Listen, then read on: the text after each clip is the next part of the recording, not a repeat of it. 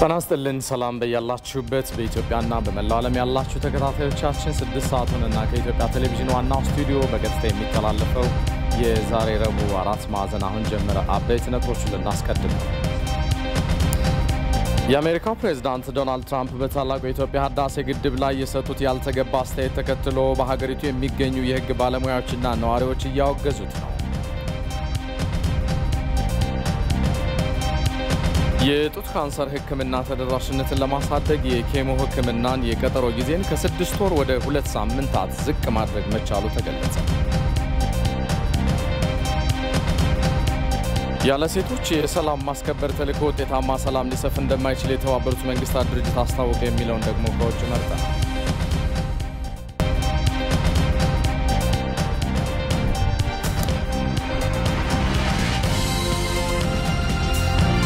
ሰለሞን ኃይለ ኢየሱስ ነኝ። አብራችሁን ቆዩ። በቅድሚያም የኢትዮጵያ ግብጽና ሱዳን የውጭ ጉዳይና የውሃ ጉዳይ ሚኒስትሮች በበይነ መረብ ስብሰባ አካሄዱ።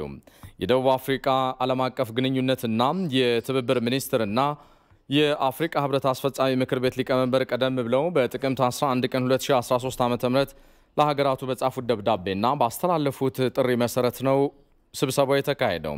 ስብሰባው በአፍሪካ ህብረት ማዕቀፍ ስር እየተካሄደ ያለው የታላቁ የኢትዮጵያ ህዳሴ ግድብን የተመለከተው የሶስትዮሽ ድርድር በሚቀጥልበት ሁኔታ ላይ መክሯል። የደቡብ አፍሪካ ፕሬዝዳንት ሲሪል ራማፎሳ ቀደም ብሎ በጥቅምት መጀመሪያ ከኢትዮጵያ ግብጽና ሱዳን መሪዎች ጋር በስልክ ባደረጓቸው ውይይቶች በተደረሰው መግባባትና ባስቀመጡት አቅጣጫ መሰረት ድርድሩን ለማስቀጠል ስምምነት ተደርሷል። ሀገራቱ በ7 ቀናት ጊዜ ውስጥ ድርድሩን በማካሄድ በቀጣይ የድርድር አካሄዶችና የጊዜ ሰሌዳ ላይ ስምምነት መድረስ፣ ልዩነት ባሏቸው ጉዳዮች ዙሪያ ደግሞ ልዩነቶችን ለማጥበብና ውጤታማ ውይይት ለማድረግ ውጤቱንም ለውጭ ጉዳይና የውሃ ጉዳይ ሚኒስትሮች ቀጣይ ስብሰባ ለማቅረብ መግባባት ላይ ደርሰዋል። ሀገራቱም የመጀመሪያው የቴክኒክ ስብሰባም በሱዳን የውሃ ጉዳይ ሚኒስቴር ሰብሳቢነት እንደሚከናወን ይጠበቃል። በሌላ ዜና የዶናልድ ትራምፕ ንግግርን ተከትሎ ለሚመጣ ነገር ሁሉ አጸፋዊ እርምጃ ለመውሰድ ዝግጁ ነን ሲል የኢፌድሪ አየር ኃይል አስታወቀ። የአሜሪካው ፕሬዝዳንት ዶናልድ ትራምፕ ንግግር በሀገር ሉዓላዊነት ላይ የተቃጣ በመሆኑ ይህንን ተከትሎ ለሚመጣ ነገር ሁሉ አጸፋዊ እርምጃ ለመውሰድ የኢትዮጵያ አየር ኃይል ዝግጁ መሆኑን አስታውቋል። የኢፌድሪ አየር ኃይል አዛዥ ሜጀር ጄኔራል ይልማ መርዳሳ ከኢትዮጵያ ፕሬስ ድርጅት ጋር ባደረጉት ቃለ ምልልስ እንደተናገሩት የፕሬዝዳንት ትራምፕ ንግግር ሀያል ሀገርን እመራለሁ ከሚል ፕሬዝዳንት የሚጠበቅ አይደለም። አንድን ሀገር ሉዓላዊነት በንግግርም ቢሆን መጣስ ከባድ ጥፋት በመሆኑ ይህንን ተከትሎ ሊመጣ የሚችል ማንኛውንም አይነት ጥቃት ለመመከት አየር ኃይሉ ዝግጁ ስለመሆኑ ተናግረዋል። እንደ ሜጀር ጄኔራል ይልማ መርዳሳ ገለጻ ለፕሬዝዳንቱ ንግግር የሀገር መሪዎችና ዲፕሎማቶች በዲፕሎማሲው መድረክ መልስ እንደሚሰጡት ሁሉ አየር ኃይሉ ደግሞ ፕሬዝዳንቱ ለጎሰሙት የጦር ነጋሪት አስፈላጊውን ምላሽ ይሰጣል ብለዋል። ከአባይ ወንዝ ጋር በተያያዘ ጭቅጭቅ እያነሱ ያሉ አካላት ከ2000 ኪሎ ሜትር በላይ ተጉዘው በእግረኛ ጦር ይዋጋሉ ብለን አናስብም። በመሆኑም ወደ ግጭት ከተገባም ግጭቱ በቀጥታ ከአየር ኃይል ጋር እንደሆነ እናውቃለን። ከዚህም ባሻገር 24 ሰዓት አይናችንን የህዳሴ ግድብ ላይ ነው ብለዋል አዛዡ። ታላቁ የኢትዮጵያ ህዳሴ ግድብ የኢትዮጵያ ህዝብ ከሌለው ሀብት ላይ ቆጥቦ እየገነባ ያለው ፕሮጀክት በመሆኑ ከፍተኛ ትኩረት የሚሻ ቢሆንም አየር ኃይሉ ግን በጠቅላላው የሀገሪቱን መሰረተ ልማቶች፣ የፖለቲካ፣ የኢኮኖሚ እንደዚሁም ወታደራዊ ማዕከሎችን በንቃት እንደሚጠብቅም አረጋግጠዋል።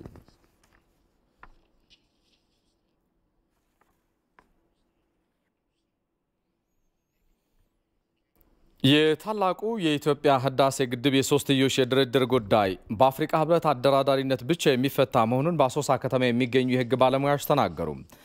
በግድቡ ዙሪያ ፕሬዝዳንት ዶናልድ ትራምፕ የሰጡት መግለጫ ትርጉም የለሽ ነው ሲሉም ምሁራኑ ተናግረዋል። ጀማል አህመድ ዝርዝሩን ይዟል። ታላቁን የኢትዮጵያ ህዳሴ ግድብ በተመለከተ ሲካሄዱ የቆዩት የሶስትዮሽ ድርድሮች እልባት ሳያገኙ ቆይተዋል። በተለይ የአሜሪካ መንግስት የግብጽን ተጠቃሚነት ከግምት ያስገባ ስምምነት ኢትዮጵያ እንድትፈርም ጫና ቢያደርግም ኢትዮጵያ ስምምነቱን አልተቀበለችም። በአሶሳ ዩኒቨርሲቲ የህግ መምህር የሆኑት አቶ ያሬድ ተሰማ ከኢቲቪ ጋር በነበራቸው ቆይታ የአሜሪካው ፕሬዝዳንት ዶናልድ ትራምፕ ኢትዮጵያ ስምምነቱን ካልተቀበለች ግብጽ ግድቡን ታፈነዳዋለች ሲሉ የሰጡት መግለጫ ትርጉም የለሽ ነው ብለውታል። ፕሬዝዳንት ትራምፕ ግብጽ ግድቡን ልታፈነዳው እንደምትችል የሰጠው አስተያየት በትልቁ ዓለም አቀፍ የህግ መርሆችን የተጻረረ ነው አንድ ሀገር በሉዓላዊት ሀገር ጉዳይ ላይ ሌላ ሀገርን ወግና ጦርነት መቀስቀስ ጥቃት እንደታደርስ ማበረታታት ይሄ የዩናይትድ ኔሽን የተቋቋመበት ሰላምና የዓለም ሀገር ደህንነትን የማስጠበቅ እሳቤ ጋራ የሚጻረር ነው ዩናይትድ ኔሽን ቻርተርን ማለት ነው ስለዚህ አሜሪካ እያደረገችው ያለው ዓለም አቀፍን የህግ ሲስተም አጠቃላይ የሚጥስ ነው ሌላው አሜሪካ ራሷ የጸጥታው ምክር ቤት ቋሚ አባል ሀገር ናት ስለዚህ የዓለምን ሰላምና ደህንነት ጸጥታ የሚያውኩ ነገሮችን እንዳይፈጠሩ የመከላከል ኃላፊነት የተጣለባት ሀገር ናት ከዛ አንፃር ትራምፕ ያደረገው ንግግር እጅግ ለሀገሪቱም ዓለም የሰጣትን ኃላፊነት የተጻረረ ነው የቤንሻንጉል ጉሙዝ ክልል ጠቅላይ ፍርድ ቤት ዳኛ አቶ ግርማ ገበየሁ በበኩላቸው የትራምፕ ሰሞነኛ ንግግር የዓለም ሀገራትን የቃል ኪዳን ስምምነት የሚጣረስና ጠባጫሪ ጣልቃ ገብነት ነው ብለዋል በተለይ የሲቪልና የፖለቲካ መብቶች አንቀጽ ክፍል 1 አንቀጽ 2ን ድንጋጌ መርህ በሚጥስ አኳኋን የተሰጠ አገላለጽ መሆኑን ለመረዳት ይቻላል ይህም ሁሉም ህዝቦች በዓለም አቀፍ ህግና የጋራ ጥቅም ላይ የተመሰረተውን የዓለም አቀፍ የኢኮኖሚ ትብብር ግዴታቸውን ሳይጥሱ የተፈጥሮ ሀብታቸውንና ጥሪታቸውን በነፃነት ለራሳቸው ጥቅም መዋል ይችላሉ በማንኛውም ሁኔታ ቢሆን አንድ ህዝብ ለኑሮ አስፈላጊ የሆኑትን ጥቅሞች ሊነፈግ አይገባም በሚል ዓለም አቀፍ ስምምነት ሰነዱ ላይ የሰፈረውን በሚጻረር አኳኋን ግብጽ የኢትዮጵያን ታላቁን ህዳሴ ልታፈነዳው ትችላለች በሚል የሰነዘሩት ሐሳብ ከዚህ ዓለም አቀፍ ስምምነት ሰነድ ሐሳብ ከአንድ መሪ የማይጠበቅ አገላለጽ ስለሆነ ይሄ የአሜሪካን ህዝብ ይወክላል የሚል የግል እምነት የለኝም የታላቁ የኢትዮጵያ ህዳሴ ግድብ የግንባታና የተጠቃሚነት ጉዳይ የአፍሪካውያን ጉዳይ በመሆኑ በአፍሪካ ህብረት ብቻ ሊፈታ የሚችል ነው ሲሉ የህግ ምሁራኑ አስተያየታቸውን ሰጥተዋል ግብጽና በኢትዮጵያ በሱዳን ማዕከል ያለው የግድቡ ላይ ያለው የሐሳብ ያቋም ልዩነት እነዚህ ሶስት ሀገራት በአፍሪካ አህጉር ውስጥ እስካሉ ድረስ ከአፍሪካ አህጉር ውጭ እስካሉ ድረስ መፈታት ያለበት በአሜሪካ ወይም በአረብ ሊግ ሳይሆን በአፍሪካ ህብረት ነው በደቡብ አፍሪካው አማካይነት ይህንን ችግር በድርድር ሶስቱ ሀገሮች ግብጽ ሱዳንና ኢትዮጵያ ለመፍታት በድርድር ሂደት ባሉበት ሁኔታ ይህንንም ስምምነት ደግሞ በውጭ ታዛቢነት በመደገፍና ሐሳብ አስተያየት መስጠት ከሚገባ ውጪ ጣልቃ በመግባት የአፍሪካውያንን ጉዳይ ላይ ሉዓላዊ ያካሄድ ሊጋፋ የሚችል አይነት ሐሳብና አስተያየትና ትችት ከአንድ የአሜሪካ መሪ መስጠቱ ተገቢነትና ህጋዊነት ምክንያት መሰረት የለውም የሚል ሐሳብና አስተያየት ነው ያለን ኢትዮጵያ ለጀመረችው የእድገት ግስጋሴ ታላቁ የኢትዮጵያ ህዳሴ ግድብ ከፍተኛውን ድርሻ እንደሚወስድና የዜጎችን ህይወት የሚቀይር በመሆኑ ኢትዮጵያውያን ሀገራዊ አንድነትን በማጠናከር ግድቡን ከዳር ለማድረስ ሊረባረቡ ይገባል ሲሉ ምሁራኑ አስተያየታቸውን ሰጥተዋል ለኢቢሲ ጀማል አህመድ ነኝ ከአሶሳ ይህ በእንዲህ እንዳለ በምዕራብ ጉጂ ዞን የገላና ወረዳ ነዋሪዎች በአሜሪካው መሪ በዶናልድ ትራምፕ ያልተገባ ንግግር የኢትዮጵያ ህዝብ ይበልጥ ለተጨማሪ የልማት ገድል እንደሚያነሳሳውና ጉዞውን እንደሚያፋጥነው እንጂ ወደ ኋላ እንደማያስቀረው ተናግረዋል የነዋሪዎችን አስተያየት ተከታትለን እንመለሳለን የራሳችንን ችግር ራሳችን መፍታት አለብን ነው የአፍሪካ ህብረት አለን በአፍሪካ ህብረት ቁጭ ብለን ተደራድረን አንዱ አንዱን ሳይጎዳ ሁላችንም የምንጠቀምበትን ሁኔታ ማመቻቸት እየቻለን የአሜሪካ ጣልቃ ገብነት ሲጀመርም ጀምሮ ስተት መሆኑን እኔ በግሌ የምገነዘበው ሁኔታ አለ ሲቀጥል ሁላችንም እስከ መሞት ደረጃም ቢሆን ደማችንንም አፍሰን ቢሆን የህዳሴ ግድብ ወደ ኋላ የሚልበት ምንም አንድም ነገር እንደሌለ እኔ በግሌ የራሴን አቋም ማንጸባረቅ ፈልጋለሁ ከዚህ አይነት ትልቅ ፕሬዝዳንት ከዚህ አይነት ኃያል አገር የዚህ አይነት ንግግር መናገሩ በጣም ነው ያስቆጣኝ በጣም ነው ተሰማኝ እኔ ከርሳቸው የዚህ አይነት ንግግር ይወጣል ብዬ እንኳን አልገምተው ያለውን ችግር ለመፍታት አፍሪካን በአፍሪካ ያለውን ችግር የመፍታት ስራ ቀጥሎ ቢገፉበት መልካም ነው የሚል እምነት ነው ያለኝ ትልቅ አገሪቷ ከሚያስተዳድር አመራር እንደዚህ አይነት አነጋገር ይናገራል ብዬን ከበኩለም አልጠብቅም ግብጽና ኢትዮጵያ ሲጣሉ የሚፈልገው ከመሃል የሚጠቅመው ጥቅም ሊያገኝ የሚመስል አመለካከት ነው እንጂ ግብጽና ኢትዮጵያ መሃል ምንድነው ያለ ችግር በሚል እንደ አንድ ሞር ገብቶ ወይስ እንደ አንድ ሞር መፍታት ያለበትን ሲገባ የጦርነት አዋጅ ማወጅ ከአንድ ፕሬዝዳንት የማይጠበቅ ነው። በሀገር ውስጥ ያሉ ልዩነቶችን እንደ መልካም አጋጣሚ በመጠቀም ከውጭ ኃይሎች ጋር በማበር የህዳሴ ግድብን ግንባታ ለማስተጓጉልና የሀገርን ጥቅም አሳልፎ ለመስጠት የሚሰሩ አካላት አደጋው ለሁሉም የሚተርፍ እንደሚሆን የኦሮሞ ነጻነት ግንባር ኦነግ ህዝብ ግንኙነት ኃላፊ አቶ ቀጀላ መርዳሳ ከኢትዮጵያ ቴሌቪዥን ጋር በነበራቸው ቆይታ ተናገሩ። ሰሞኑን የአሜሪካው ፕሬዝዳንት ዶናልድ ትራምፕ በታላቁ የኢትዮጵያ ህዳሴ ግድብ ግንባታ ዙሪያ የሰጡት ያልተገባ አስተያየት ፍጹም ተቀባይነት የሌለውና ኃላፊነት የጎደለው ንግግር በመሆኑ የኦሮሞ ነጻነት ግንባር ኦነግ እንደሚያወግዘው ነው የፓርቲው ህዝብ ግንኙነት ኃላፊ አቶ ቀጀላ የተናገሩት። ፕሬዝዳንቱ በሌሎች ሀገራት ተቀባይነት ለማግኘት ሲባል በኢትዮጵያ ሉዓላዊነት ጣልቃ ገብነት ያሳዩበት ንግግር በመሆኑ ምላሽ መስጠት እንደሚገባም ነው ህዝብ ግንኙነቱ የገለጹት። እንግዲህ ዶናልድ ትራምፕ የተናገራቸውን ሰምተናል። እንደ ኦሮሞ ነጻነት ግንባር እንደ ግለሰብም እንደ ኦሮሞ ነጻነት ግንባርም እኔ በዚህ ጉዳይ ላይ የምሰጠው አስተያየት ጣልቃ ገብነት መሆኑ ግልጽ ነው። ኢንተርቬንሽን ነው። ይሄ በአንድ ሀገር ጉዳይ ውስጥ ጣልቃ መግባት ነው። ይሄ ተቀባይነት የለውም። እኔ ባይ ኤኒ ስታንዳርድ ምንም ተቀባይነት የለውም። ሰውየውም ደግሞ እንደ አንድ የአሜሪካ መሪ ይሄን ያክል ሀገር የሚመራ ሰው ሆኖ እንደዚህ አይነት የወረደ ንግግር ዲፕሎማሲያዊ የሆነ አነጋገር መናገራቸው ሰውየውን ከማስታዘብና የፖለቲካ ሂደቱን ወይንም ስብዕናውን ጥያቄ ውስጥ የምትከት ካልሆነ በስተቀር ምንም ጠቀሜታ ያለው አይመስለኝም ለትራምፕ ለራሱ። ትራምፕ ይህንን የተናገረው ምናልባት የሚመጣው ምርጫ የተወሰነ ድምፅ ከሌላ ወገን ወይም ከሌላ አቅጣጫ የተወሰነ ድምፅ ለማግኘት ያደረገው ይሆናል። መልስ መስጠት ደግሞ አስፈላጊ ስለሆነ መናገር አግባብ አለመሆኑን በኢትዮጵያ በኩል በኢትዮጵያ መንግስት ጠንከር ብሎ ይህንን ጉዳይ መቋቋም እንዳለበት ነው፣ ኃላፊነትም አለበት ብለን እናምናለን እና በሌላ ሀገር ጉዳይ በሌላ ሀገር ሉዓላዊ ሀገር ጉዳይ ውስጥ መግባት በፍጹም ተቀባይነት የለውም። ሪፖርተራችን ቶማስ ኃይሉ እንደዘገበው በሀገር ውስጥ ያሉ ልዩነቶችን እንደ መልካም አጋጣሚ በመጠቀም ከውጭ ኃይሎች ጋር በማበር የሀገርን ጥቅም አሳልፎ ለመስጠት የሚሰሩ አካላት አደጋው ለሁሉም የሚተርፍ እንደሚሆንም ነው የህዝብ ግንኙነት ኃላፊው አቶ ቀጀላ መርዳሳ የተናገሩት።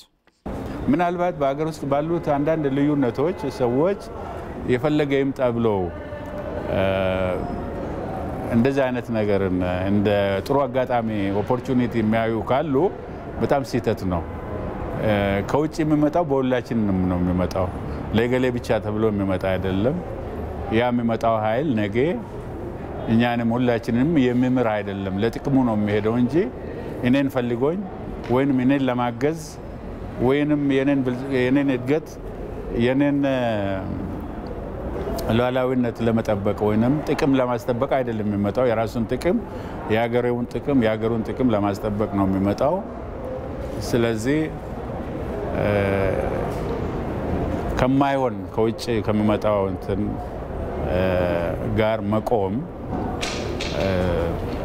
አስፈላጊ እንዳልሆነና አደጋ እንዳለው ሁሉም ሊገነዘብ እንደሚገባ መልእክት አስተላልፋለሁ። የአሜሪካው ፕሬዝዳንት ዶናልድ ትራምፕ አስተያየት ኃላፊነት የጎደለውና አደገኛ መሆኑን ጥቁር አሜሪካውያን የኮንግረስ አባላት ገለጹ። የአሜሪካው ፕሬዝዳንት ዶናልድ ትራምፕ በታላቁ የኢትዮጵያ ህዳሴ ግድብ ላይ የሰጡት ያልተገባ አስተያየት አስመልክቶ ጥቁር አሜሪካውያን የኮንግረስ አባላት ስብስብ የሆነው ብላክ ኮከስ አስተያየቱን አውግዟል። ብላክ ኮከስ በትዊተር ገጹ ላይ ባሰፈረው መልእክት ኢትዮጵያ፣ ሱዳንና ግብጽ በሚያካሂዱት የሶስትዮሽ ድርድር ላይ አሜሪካ ገለልተኛ አቋም እንድትይዝ ጠይቋል። የፕሬዝዳንት ትራምፕ አስተያየት በሶስቱ ሀገራት መካከል ውጥረት እንዲነግስ የሚያደርግ በመሆኑ ተቀባይነት የለውም ብሏል ብላክ ኮከስ።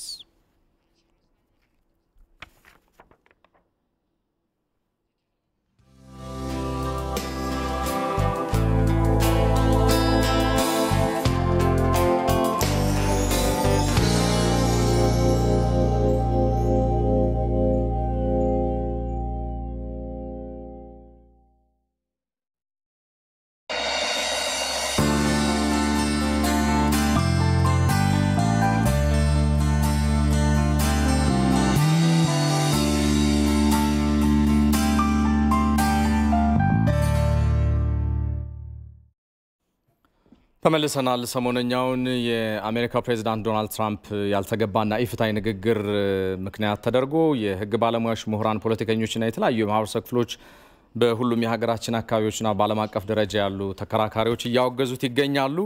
ቀደም ብሎ በተላለፈላችሁ ዜና ላይ እና ተያያዥ ጉዳዮችን ደግሞ ምላሽና ማብራሪያ እንዲሰጡን እንግዳ ጋብዘናል። እንግዳችን በአዲስ አበባ ዩኒቨርሲቲ የፖለቲካል ሳይንስና ዓለም አቀፍ ግንኙነት ትምህርት ክፍል የውሃ ፖለቲካና ተመራማሪና መምህር የሆኑት ዶክተር ደመቀ አጭሶ ናቸው። ከአዲስ አበባ በቀጥታ መስመራችን ላይ ነው የሚገኙት።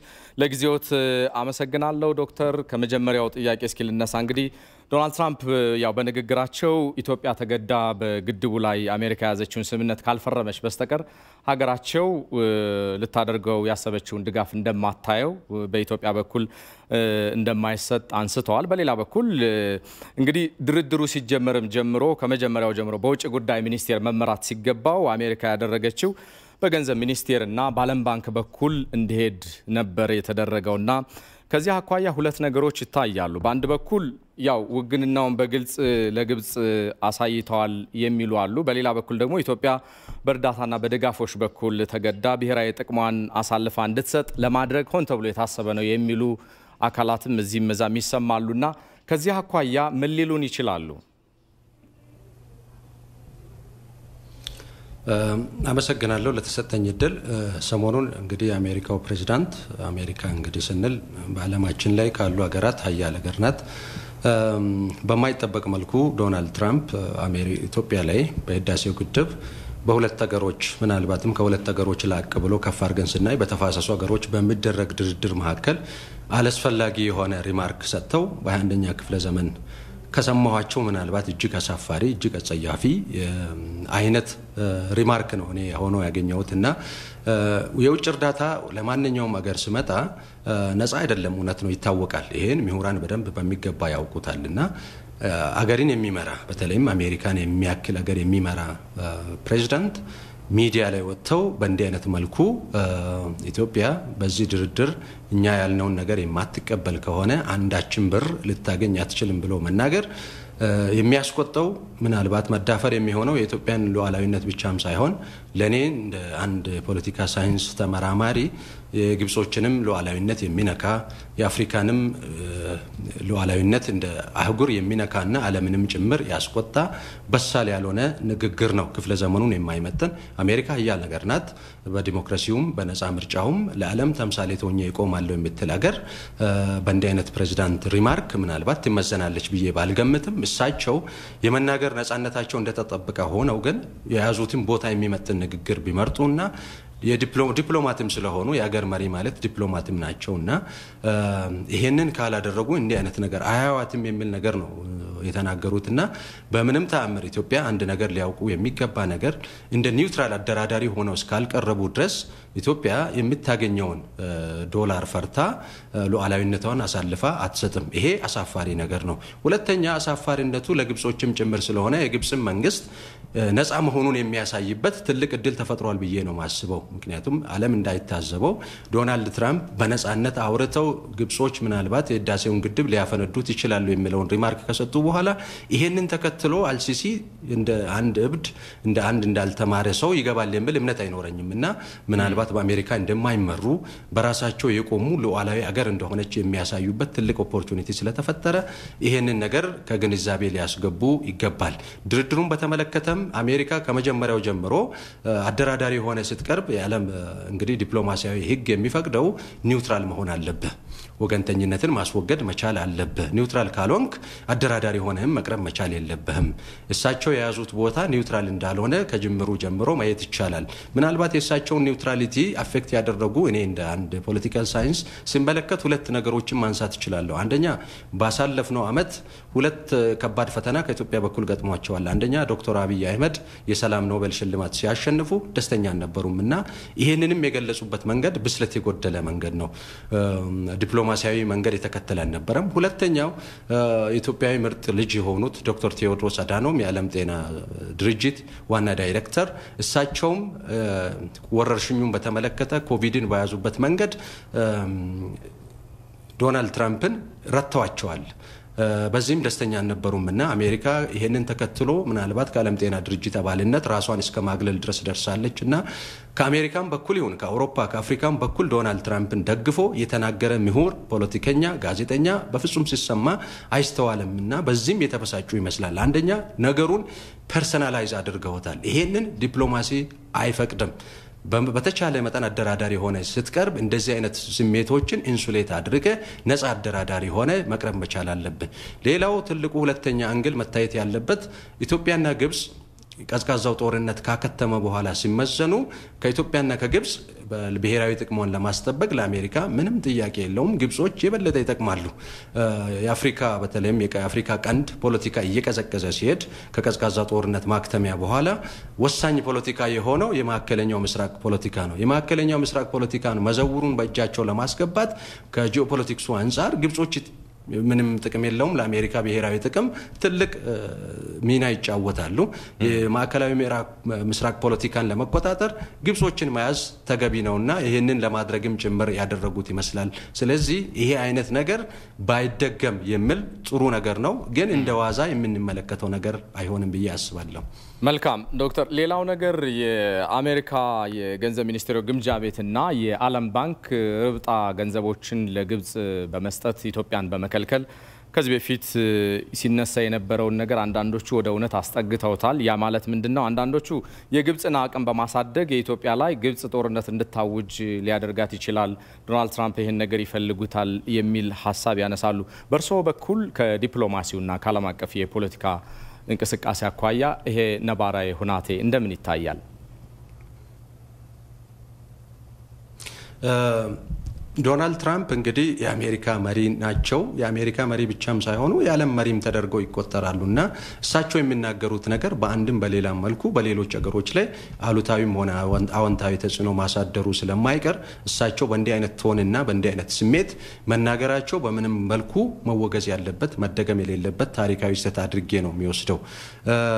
ከዚህ ባለፈ ግን ሲያደራድሩ የዓለም ባንክም ይሁን ተቋርጦ ይሰማል ዶክተር ይቀጥሉ። ሄሎ ይሰማል ዶክተር። የዓለም ባንክም ሲያደራድር በህዳሴው ግድብም ሆነ በአባይ ውሃ ጉዳይ ላይ ነፃ አቋም ይዞ አደራድሮን አያውቅምና ይሄም ሌላኛው ጉዳይ ነው መታየት ያለበት። ወደፊት የኢትዮጵያ መንግስት በህዳሴው ግድብም ዙሪያ ይሁን በአባይ ውሃ ዙሪያ ማንኛውም አይነት ድርድር ሲያደርግ በሳል የሆነ ዲፕሎማሲ ይዞ መከተል እንዳለበትና ሁሉም ነገር ዘመኑ እውነት ነው ሀገሮች ከብሔራዊ ጥቅም ወጥተው አሁን ግሎባል ኢንትረስት የሚባል ነገር እየመጣ ነው። ሁሉንም ኢንትረስት ባማከለ መልኩ ነገሮቻቸውን ማካሄድ እንዳለባቸው ዘመኑ ይሄንን ይጠይቃል። ዲፕሎማሲያችንም ይሄንን ወቅት እንዲመጥን ተደርጎ ይወሰዳልና እሳቸው እንግዲህ አንደኛ ይሄንን ነገር ግብጾች የህዳሴውን ግድብ ማፈንዳት ይችሉ ነበር ስሉ አንደኛ የኢትዮጵያን ሉዓላዊ መብት እየጣሱ ነው። ሁለተኛ ግብጾችንም ራሳቸውን እንዳልቻሉ አድርገው በአሜሪካ የሚመሩ አገር አድርገው ለዓለም ለትዝብት እያበቁ ስለሆነ ይሄ ጦርነት እንደማወጅም ጭምር ነው የሚቆጠረውና ዶናልድ ትራምፕ ምናልባትም እሳቸው እውነተኛ የአሜሪካ መሪ ከሆኑ እንደኔ እምነት በይፋ ቀርበው ይቅርታ ጠይቀው እንዲህ ያልኩት በእንዲህ አይነት ኮንቴክስት ነው ብለው ነገሮችን ቢያስተባብሉ ጥሩ ይመስለኛል ብዬ አስባለሁ። በዓለም አቀፍ ሕግ አንድ ሀገር በሌላው ሀገር በሰላማዊ መልኩ እየሄደ ያለውን ድርድር ገብቶ ጦርነት ማወጅ በፍጹም የተከለከለ ነው። በተለይም ከአሜሪካ በኩል ስንመለከት ለዲሞክራሲ ቆም ያለው ዘብ ቆም ያለው ለሀገሮች እኩልነት ዘብ ቆም ያለው ብላ ራሷን ከምትሰብክ ሀገር እንዲህ አይነት ነገር ባይኖር ጥሩ ነው ብዬ አስባለሁና ይሄ ነገር ወደፊት መታሰብ አለበት። ሁለተኛ ዲፕሎማት ስትሆን የምትናገረው ነገር ለትርጉም ተጋላጭ ነው። የእሳቸው ንግግር ለትርጉም ከተጋላጭነትን በፊት ፊት ለፊት የመጣና ኢትዮጵያን ያወገዘ ኢትዮጵያ በምንም ተአምር በቃ አንድ ሉዓላዊት ሀገር እንዳልሆነች አይነት አድርገው የሳሉበት ሮንግ የሆነ ኢሜጅ ሊስተካከል ይገባል። እሳቸውም የእውቀት ደረጃቸው በተለይ ስለ ናይል ተፋሰስ ያላቸው እውቀትና ግንዛቤ በጣም ዝቅተኛ መሆኑን የሚያሳይ ነው። የህዳሴ ግድብ አንፎርቹኔትሊ ወደ ግብጽ የሚፈሰውን ውሃ ያስቆማል ብለው ነው ወደ ድምዳሜ የደረሱትና የህዳሴ ግድብ ሃይድሮኤሌክትሪክ ፓወር አመንጭቶ ጥቅሙ ለኢትዮጵያ ለሱዳንም ለግብጽም ሆኖ ተመሳሳይ የውሃ ቮሊዩም ወደ ግብጾች ይወርዳል። ባይወርድ እንኳን ኢትዮጵያ ለዘመናት ስትታገል የነበረው ፍትሃዊ የሆነ የውሃ አጠቃቀም ኢትዮጵያ መብቱ እንዳላት እሳቸውም እውቅና ሊሰጡ የተቀረው ዓለም ሀገር እውቅና ሊሰጥ ይገባልና የዓለም አቀፍ ሕግን ኢትዮጵያ መንግስት መቼም ቢሆን በቅርብ ጊዜ ባወጣው መግለጫ ጭምር አስምሮበት የተናገረው ነገር ፍትሃዊ የሆነ የውሃ አጠቃቀማችንን የትኛውም ምድራዊ ኃይል ሊያስቆመው አይችልም የሚል ነገር ስለሆነ ይሄንን ከግንዛቤ ቢያስገቡ መልካም ነው ብዬ አስባለሁ። መልካም ዶክተር የመጨረሻ ጥያቄ አረጋዋለሁ ይሄኛውን ነገር እንግዲህ ከዚህ በፊት የካይሮ ፖለቲከኞችና የግብጽ የውሃ ሳይንቲስቶች ሳይቀር ጉዳዩን ከህግ ማዕቀፍ ይልቅ ፖለቲካዊ የሆነ ይዘት ኖሮት እንዲቋጭ በማድረግ ከጸጥታው ጥበቃ ምክር ቤት ከዓለም አቀፍ ተቋማት ድረስ ጉዳዩን ወስደውታል። ኢትዮጵያ በትልቁ ደግሞ በተቃራኒው የዲፕሎማሲ ስኬቷ ጉዳዩን ከጸጥታው ምክር ቤት መዳፍ ነጥቃ ወደ አፍሪካ ህብረት ማምጣት ችላለችና ይሄ እንግዲህ ከዚህ በፊት ስናራምድ የነበረውን ፍትሃዊና ምክንያታዊ የውሃ አጠቃቀም በተመለከተ ለዓለም አቀፉ ማህበረሰብ ለማስረዳት ከኢትዮጵያ መንግስትና ከዋና ዋና ተደራዳሪዎቻችን ምን ይጠበቃል የሚለውን መቋጫ እናርገው። የኢትዮጵያ መንግስት ለዘመናት ሲያራምደው እንደነበር ከጥንትም ጀምሮ እስከ ዛሬ ያሉ መንግስታት በአባይ ጉዳይም ሆነ በህዳሴ ጉዳይ ወጥ የሆነ አቋም ነው ያላቸው። አንደኛ ውሃውን የመጠቀም መብታችንን ለማንም አሳልፈን እንደማንሰጥ ከጥንት ጀምሮ እያሰመርንበት የተናገርነው ለዓለም ግልጽ ያደረግነው አቋማችን ነው። ይሄንን የዓለም አቀፍ የውሃ ህጎች ይደግፉናል። የ1969 የሄልሲንኪ የውሃ ህግ ቢፈተሽም የ1997 ዩኤን ኮንቬንሽን ኦን ናን ናቪጌብል ሪቨርስ እሱም ቢፈተሽና የ2004ቱም የበርሊን ሩሎች በጣም የሚደግፉት ፕሪንሲፕል ነው። ኢትዮጵያ ከዓለም አቀፍ ህግ ውጣ ያለ ነገር አራምዳ አታውቅምና ይሄንን የዓለም ማህበረሰብ የኢትዮጵያን አቋም መደገፍ ያለበት ለኢትዮጵያ ብሔራዊ ጥቅም ብቻ ሳይሆን ለቀጠናውም ሰላምና መረጋጋትም ጭምር ነው። ግብጾች ጉዳዩን ወደ ዩናይትድ ኔሽንስ ሴኩሪቲ ካውንስል ከማምራት ይልቅ ውሃው ያለው አፍሪካ ውስጥ ስለሆነ በዲፕሎማሲያዊ መልኩ እንዲፈታ ፖለቲካዊ ሶሉሽን እንዲሰጥ ማድረግ ነበረባቸው። ነገር ግን ኢትዮጵያ ባደረገችው በሳል የዲፕሎማሲ አቅጣጫ ግብጾች የኢትዮጵያን ፖዚሽን ወስደው አሁን ድርድሩ እየተካሄደ ያለው አፍሪካዊ ወንዝም ስለሆነ በአፍሪካ መሪዎች በኩል ስለሆነ ይህንን ዓለም እውቅና ሊሰጥ ይገባል። እስከ ዛሬም ድረስ የያዝነው አቋም ውሃችንን የመጠቀም መብት አለን። ስንጠቀም ግን በጣም ኃላፊነት በተሞላ መልኩ የሱዳኖችንም ሆነ የግብጾችን ብሔራዊ ጥቅም በማይጎዳ መልኩ ስለምል በዓለም አቀፍ ህግ ደረጃም ኢትዮጵያ የያዘችው አቋም በሳል ስለሆነ ይሄንኑ ወደፊት አጠናክረን መቀጠል ነው ያለብን። ለየትኛው ምድራዊ ኃይል አንድ ምናልባት የውጭ እርዳታ እየሰጣ የኢትዮጵያን ብሔራዊ ጥቅም እንዲጣልቃ ገብቼ ለኔ ከጂኦፖለቲክስ አንፃር ለብሔራዊ ጥቅሜ ከፍ ያለ ጥቅም ይሰጣል ለምን ሀገር የኢትዮጵያን ብሔራዊ ጥቅም የሚያሸጥ ነገር ዛሬም ነገም ሊመጣ ስለሚችል በጣም በጥንቃቄና በበሳል ሁኔታ መሄድ መቻል አለብን። ኢትዮጵያ በአፍሪካ ውስጥም ሰላምና መረጋጋት ከማምጣት አንፃር በኢጋድም ይሁን በአፍሪካ ህብረት በኩል እየተጫወተችው ያለው ሚና በዓለም ዘንድ እውቅና ሊሰጥ ይገባልና በህዳሴ ግድብም የተከተልነው መንገድ አንደኛ ለልማታችን ለትስስራችንና ግብጽም የረጅም ዘመን ወዳጃችን እንደሆነች ይሄ እውቅና ተሰጥቶ በዚህ መልኩ በውሃ ዲፕሎማሲ ነገሮቻችንን እንድንጨርስ የተከተልንበት መንገድ አሁንም የዓለም ህዝብ ሊያደንቀው ሊያከብረው በኢትዮጵያ ጎን መቆምም አለበት። አሁንም አስምሬ የሚናገረው ነገር በኢትዮጵያ ጎን መቆም ማለት በግብጾችም ጎን መቆም ነው። ለኔ በኢትዮጵያ ጎን መቆም ለሱዳኖችም ጎን መቆም ነው። ምክንያቱም የምንከተለው ዲፕሎማሲ ቀጠናውን እንዳለ የሚያረጋጋ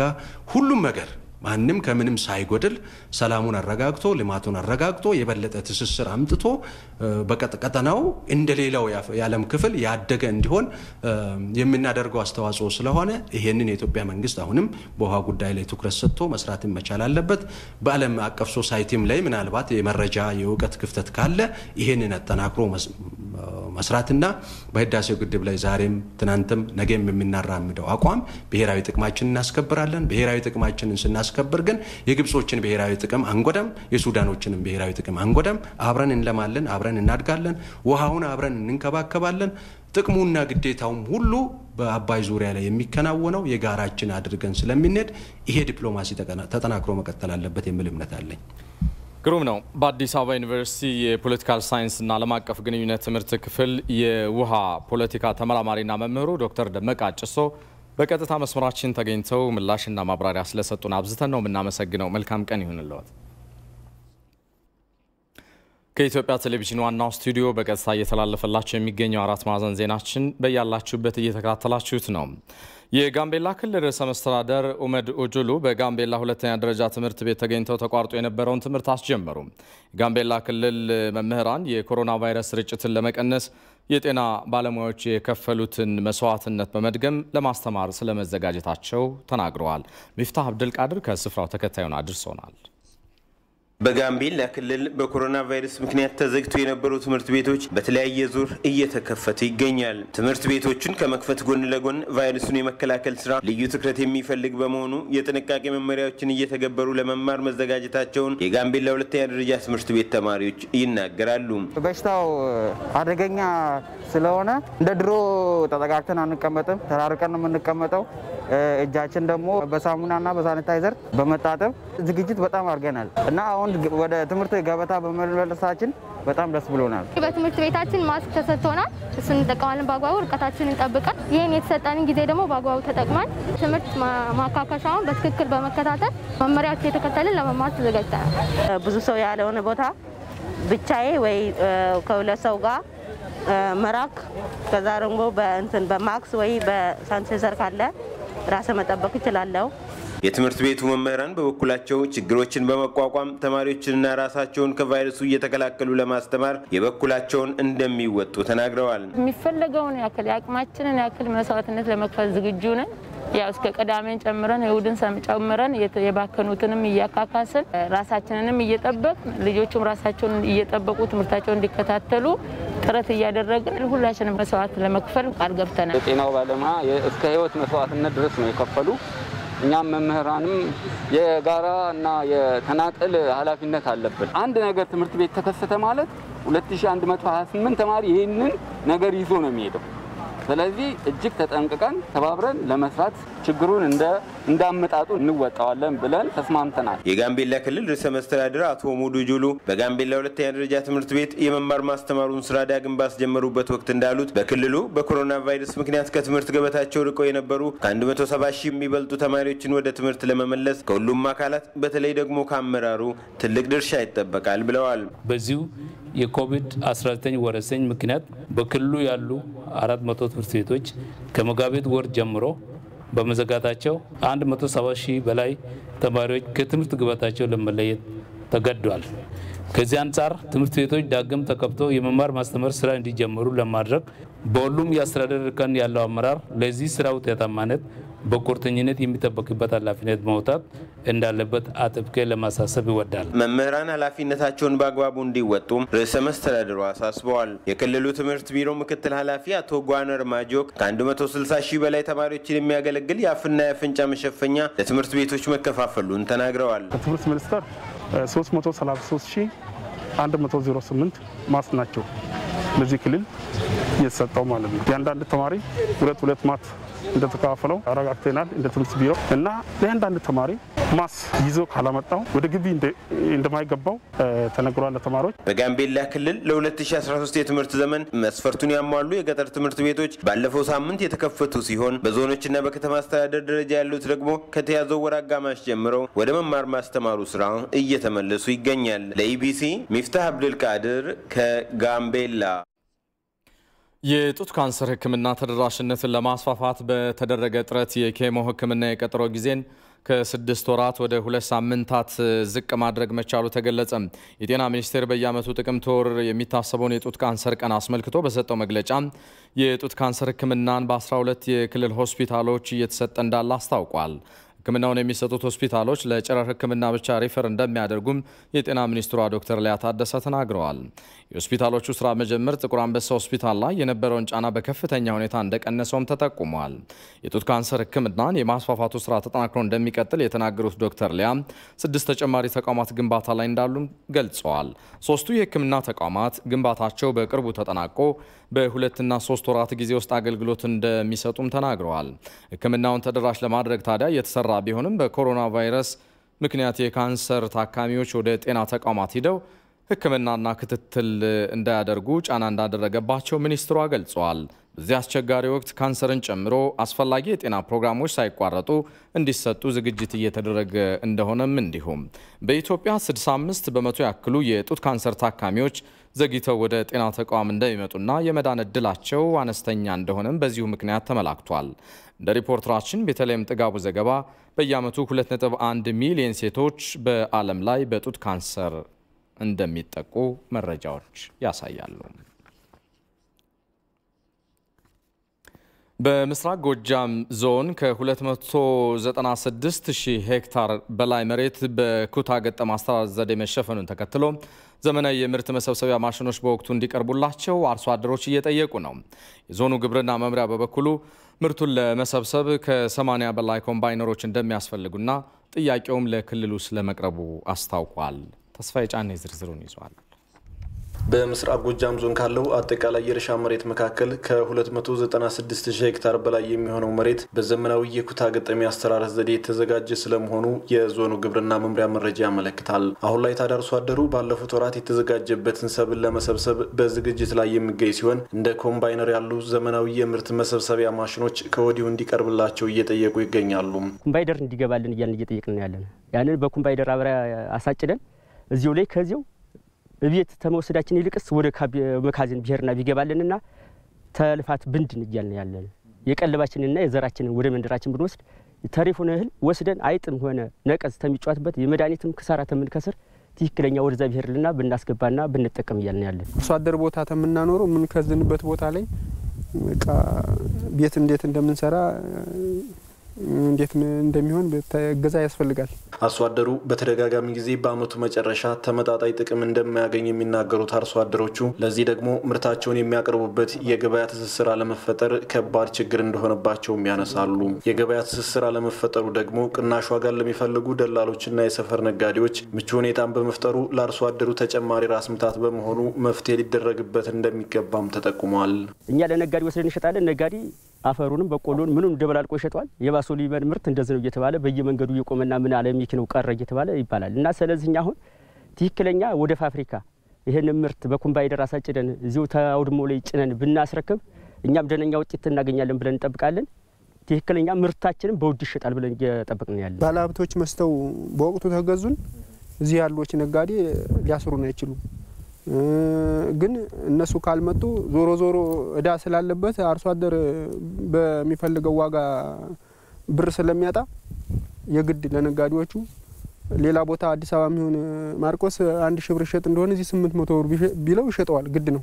እና ያንን አርሶ አደሩን ለማገዝ ነጋዴዎቹ ወደ ታይ ወርደው ያው እንድንሸጥ ነው። ተሳሰም ያለ ችግር በተደራጀ መንገድ ወደ ገበያውን በመግባት ረገድ ያለ ጉለት በመኖሩ ምክንያት በተሟላ መንገድ ወደ ዚህ የገበያ ስርዓት ውስጥ መግባት ላይ የራሱ የሆነ ችግር ያለ እንደሆነ ነው በየጊዜው እየገመገምን ያለ ነው። ከዚህ አኳያ በሸማቾች ላይ በዩኒየን ሊሆን ይችላል በማህበራት ሊሆን ይችላል በቂ የሆነ ገንዘብ ኖሯቸው የፋይናንስ አቅም ኖሯቸው ክሎት ኖሯቸው ወደዚህ አሰራር ውስጥ እንዲገቡ ድጋፍና ክትትል እየተደረገ ነው የሚገኝ። ነገር ግን የተሟላ ነው ብሎ መውሰድ አይቻልም። ቀጣይም ጠንካራ ስራ ይጠይቃል። የዞኑ ግብርና መምሪያ በበኩሉ የሰብል ምርቱን በወቅቱ ለመሰብሰብ ከ80 በላይ ኮምባይነሮች እንደሚያስፈልጉት በመግለጽ ጥያቄውን ለክልሉ ማቅረቡን አስታውቋል።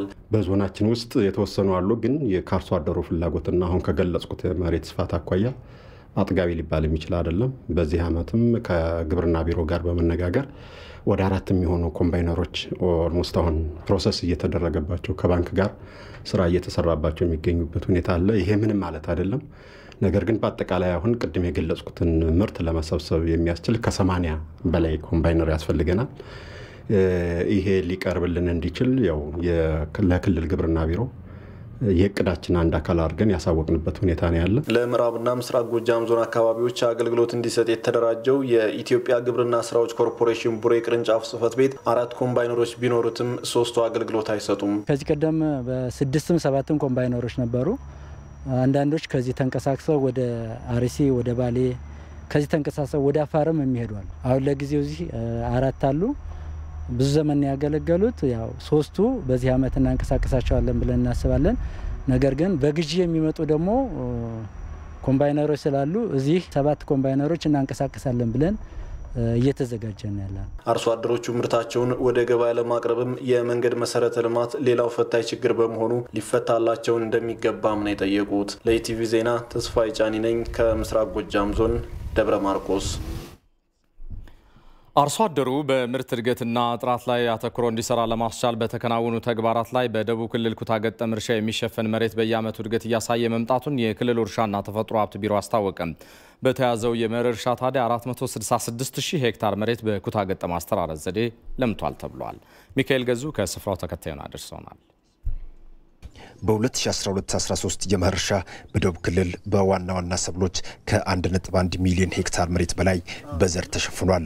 ከዚህ ውስጥ 466,000 ሄክታሩ ስንዴ፣ በቆሎና ገብስን በመሳሰሉ የአዝርዕት አይነቶች በኩታ ገጠም ያስተራረስ ዘዴ የለማ ነው።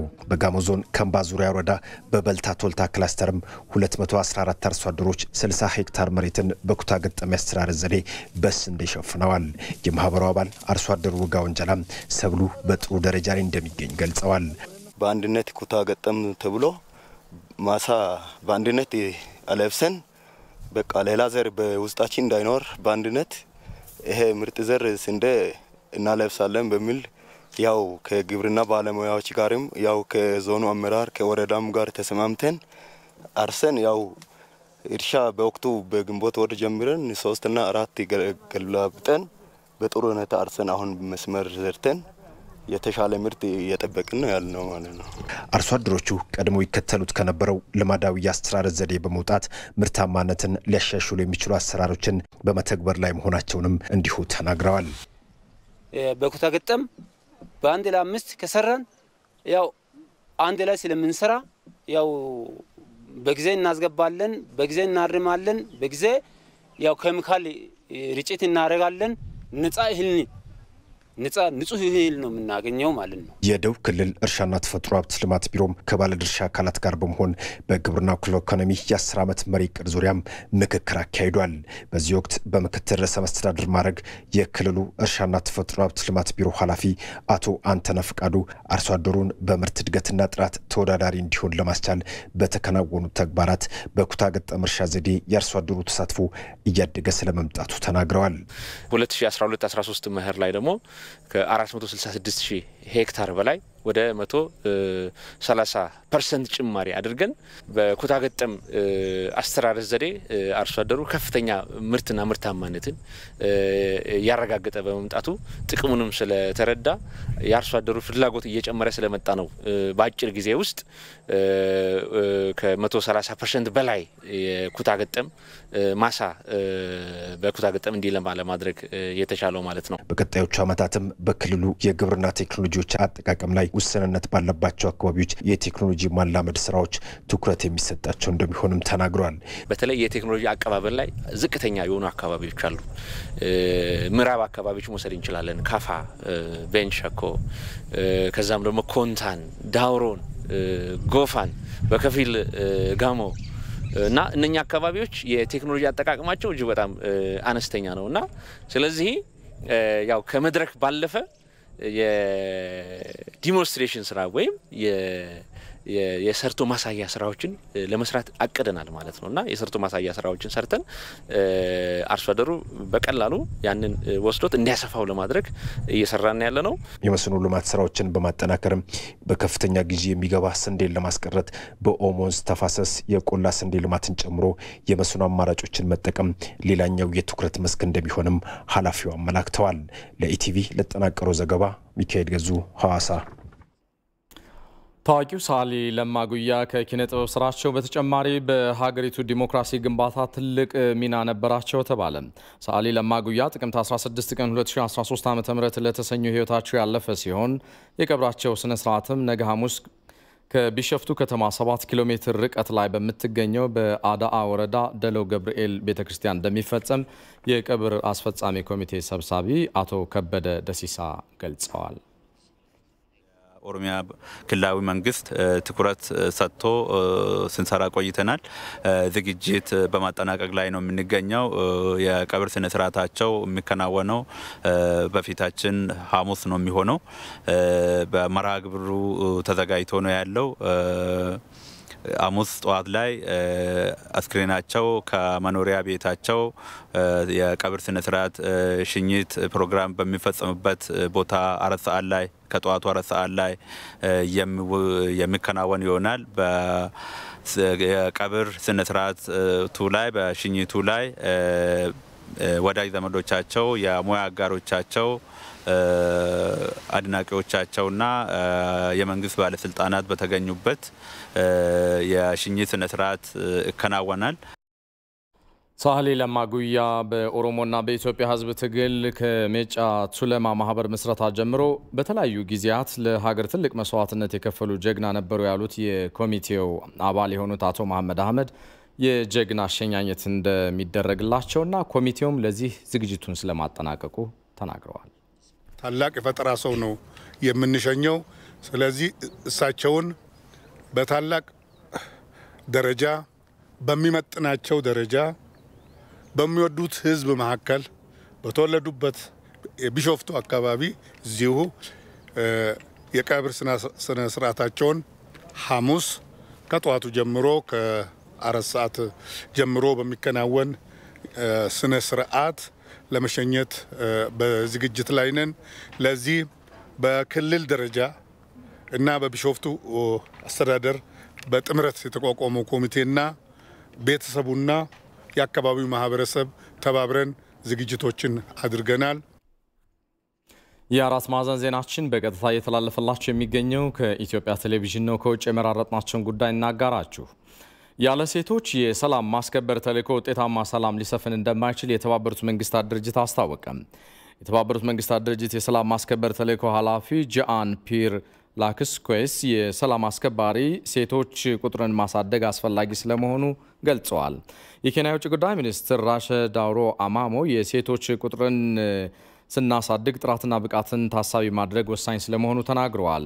ዘላቂነት ያለው የልማት ግብ ስኬታማ እንዲሆን በየአካባቢው የሚስተዋሉ ግጭቶች እንቅፋት ሆነዋል ያሉት ሚኒስትሯ የሴቶች የሰላም ማስከበር ሚና በምንም ሊተካ አይችልም ብለዋል። ዘገባውን ያገኘነው ከተባበሩት መንግስታት ድርጅት የዜና ተቋም ነው።